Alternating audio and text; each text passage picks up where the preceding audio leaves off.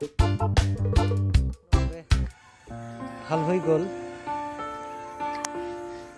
আপোনালোকে চাওক কি ধুনীয়া হৈছে পাতবোৰ। মই এনেকুৱা 2 শাৰী দিছোঁ, চাওক শাৰীবোৰ।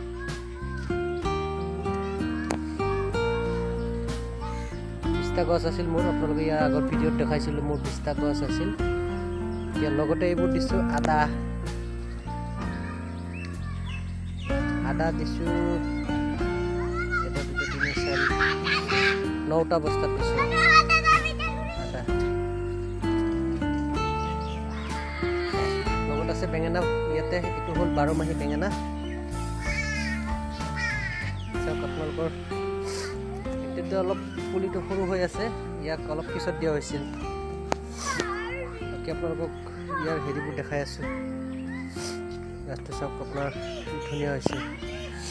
আৰু প্ৰথমতে অলপ বেমাৰ লাগিছিল, আপোনালোকক এই ঔষধ দিয়া ভিডিঅ'টো আপোনালোকক দেখাইছিলোঁ। এতিয়া চাওক ঔষধখিনি দিয়াৰ ফলত কি ধুনীয়া হৈছে পাতটো। আৰু এতিয়া বৰ্তমান পাত কেঁকুৰা বেমাৰটো নাই।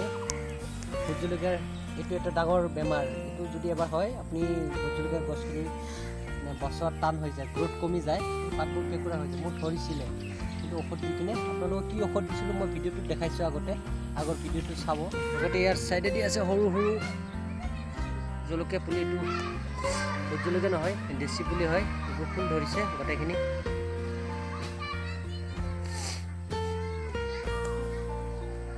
চাওক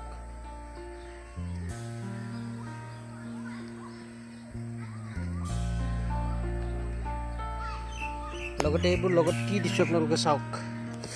এইবোৰ হ'ল মেটেকা পচা জমা হৈ আছিল, সেইবোৰ গুৰিত দিছোঁ। ইয়াৰ ফলত ধুনীয়া সাৰ পাইছে। ৰাসায়নিক সাৰ পৰাপক্ষত ব্যৱহাৰ নকৰিব। আৰু এইবোৰ চাওক ফুল ধৰিছে, ফুল আহি গ'ল, এইবোৰ ফুল আহিছে। ফুল আৰু বেছিকৈ অহাৰ মই ঔষধ দিম। ৰাস্তাটোৰ একদম ওচৰত কাৰণে মই এটা মানুহৰ নজৰৰ কাৰণে সেইটো এটা অলপ চেণ্ডেল লগাই থৈ দিছোঁ। প্ৰত্যেক গছতে ফুল আহিছে।